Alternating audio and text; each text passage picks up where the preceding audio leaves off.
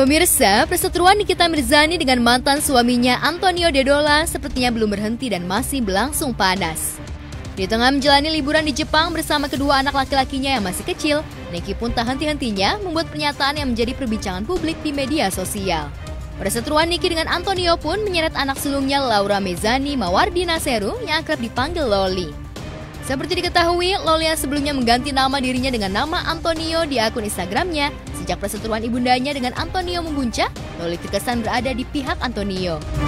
Aku juga shock waktu itu. Kayak aku juga nggak tahu harus ngapain. Kayak, hah? Really? Tapi emang dia, ya ini aku jujur aja. Tapi emang dia itu emang udah nggak kuat. Dan aku selalu nahan dia kayak, no, don't go. You need to think about me. You also need to think about my brothers. Like Aska and Arkana is still small and they're really close. Kayak Aska sama Arkana tuh bener-bener deket banget sama Antonio. Karena kayak literally they always spend time with each other. Antonio antarin dia sekolah, kemana-mana kayak together, ngerti nggak maksud aku? Jadi kayak apalagi Arkana. Arkana itu kayak bener-bener dikit-dikit, where's papa? Where's papa? Papa. Jadi pas pulang dari Jogja, kita balik ke rumah dan suddenly kayak mereka berantem. Aska ngeliat Antonio dan Aska nangis, of course. Aska love Antonio really much. Of course, kalau kita ngeliat orang yang kita sayang of course kita nangis. Dan Aska nangis. Aska nangis dan tiba-tiba ini marah. Ini kenapa nangis? Dan Aska tapi aku di kamar. Kalau dari saya pribadi, saya hanya mendoakan ya, semoga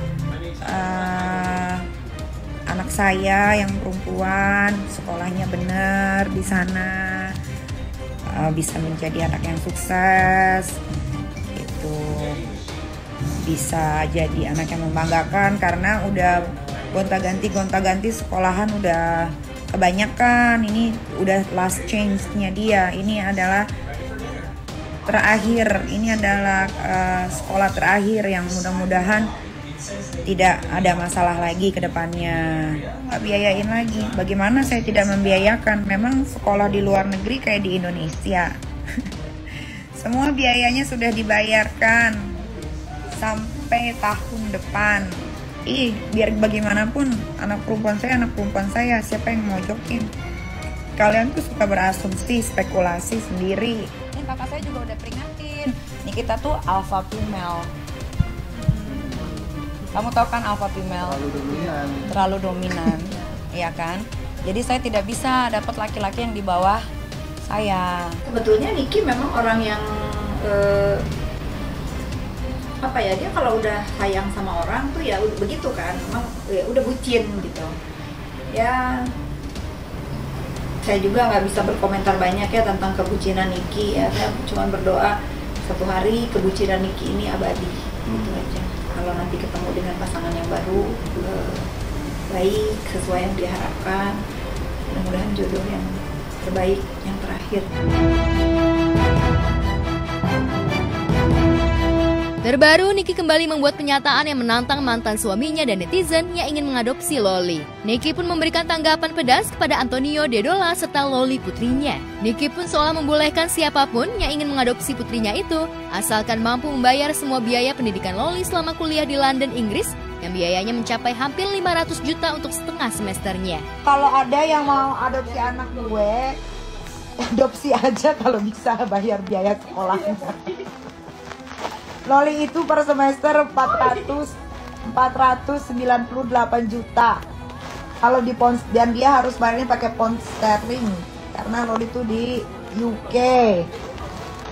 Dia itu per termin itu 38.950 sekian. Coba Indonesiain. 38.000 berapa? 38.000, coba pound sterling ya, pound sterling mata uang paling tinggi di dunia. Pernyataan Niki tersebut seperti menanggapi ucapan dan keinginan Antonio yang pernah mengaku ingin mengadopsi Loli, putri sulung Nikita Mirzani. Jika ditelik ke belakang, pernyataan Antonio yang ingin mengadopsi Loli itu sepertinya dipicu kemarahannya Antonio kepada Niki yang bertindak tidak semestinya kepada Loli. Seperti dalam unggahan sebelumnya, pria bule berkebangsaan Jerman itu sudah menganggap Loli seperti anaknya sendiri. Said that it's okay if I keep in touch with the kids, and I hope you keep your word. He feels like my father because like he's always like be there for me.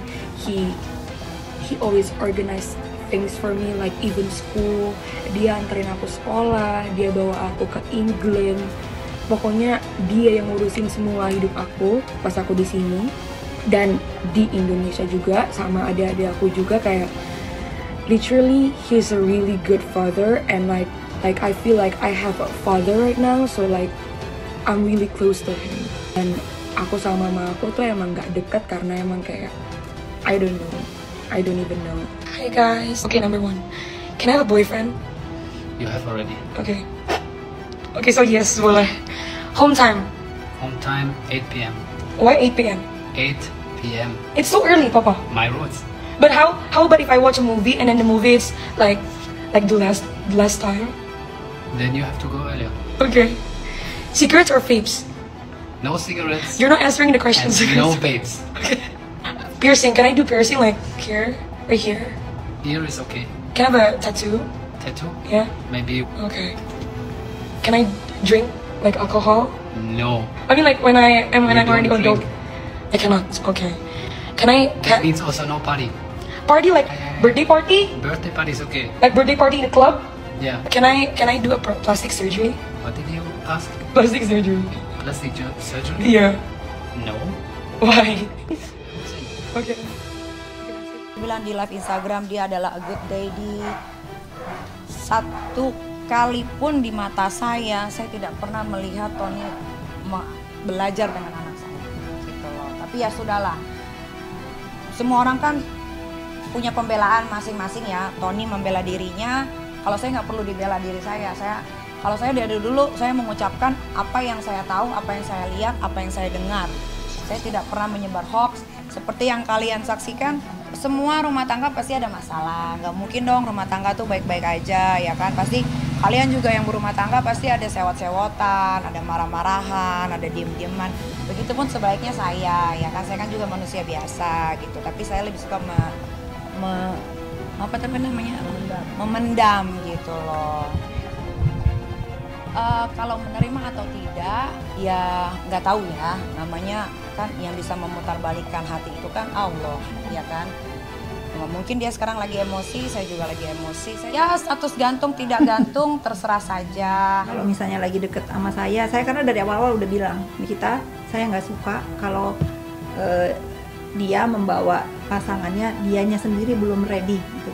Dianya sendiri belum siap untuk membina hubungan. Itu dia itu orangnya inget. Jadi kalau dia belum yakin banget dengan pasangannya, dia nggak mungkin kenalin ke saya. Kalau tentu saya kepengennya sih ya, nggak ada sih di dunia ini yang bener-bener orang tuh pas gitu ya. Pasti kan kita itu menikah harus bisa menerima kekurangannya dulu, apa kekurangannya lah. Mungkin buat Niki, dia belum siap untuk menerima kekurangan pasangannya karena dia mungkin dia maunya A, ternyata dapetnya B gitu ya. Beda-beda lah. Kalau toleransi orang juga kan berbeda-beda. Ada orang yang ya sudahlah, dia kan begini, ya udahlah gitu kan. Buat Niki kan, Niki orangnya itu apa adanya ya udah menurut dia harusnya tuh begini ya enggak ya ini yang terjadi. Tapi bener ya, gue tuh sama mantan gue tuh yang berantem tuh cuman 2 orang, Hajat Ukra dan Dito dan Dipo ya.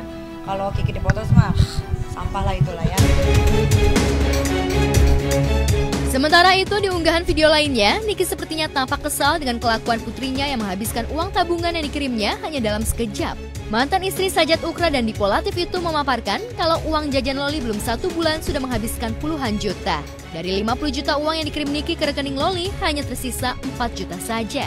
Lantas akankah pernyataan Niki yang mengizinkan siapapun yang berniat mengadopsi Loli, putrinya, sungguh-sungguh datang dari dalam hatinya, atau hanya sekedar guyonan semata meladeni pernyataan mantan suaminya Antonio Dedola? Loli kuliah di mana? Di London. Dia uang jajannya kemarin, dia belum 1 bulan, 50 juta di rekening, tinggal 4 juta. Iya, dikurung sama kakak Loli. Beralih ke kasus hukum, sementara itu diwakilkan kuasa hukumnya, Cita Citata dan Didi Mahardika kembali mendatangi Polda Metro Jaya. Kedatangan mereka ke Ditkrimsus Polda Metro Jaya itu untuk menanyakan kembali kelanjutan laporan yang dibuatnya laporan Didi Mahardika pada 20 Juni 2022 tahun lalu yang dinilai masih mandek. Di hari ini kita menanyakan tentang progres perkembangan laporan. Karena memang laporan ini sejak 15 Juli 2022. Yang melapor adalah Mas Didi Mahardika, dan yang menderita kerugian ini adalah Mas Didi dan Mbak Cita. Kalau yang kerugiannya kan diberitakan ini kan yang diberitakan itu, yang dirugikan itu mereka berdua, Mas Didi dan Mbak Cita, dan kemudian pelapor sama Mas Didi. Laporan ini jadi gini, di 2022 Mas Didi dan Mbak Cita kaget ternyata ada tayangan video yang beredar di media bahwa ada kata-kata yang kurang pantas. Itu kan. Nah, kemudian yang ironis adalah bahwa di tahun 2022 Mas Didi dan Mbak Cita tidak diwawancara atas hal tersebut. Gitu. Nah, kemudian karena atas dasar itu kemudian kita melaporkan. Yang kita laporkan adalah sebuah stasiun TV nasional yang sampai saat ini masih dalam tahap lidik. Nah, oleh sebab itu kita menanyakan bagaimana perkembangan laporan. Seperti diketahui, Didi melaporkan sebuah tayangan di salah satu stasiun TV swasta lantaran memberitakan pemberitaan kepada Didi dan Cita Citata yang dinilai mencemarkan nama baik dan mengandung berita bohong dan fitnah belaka. Di depan.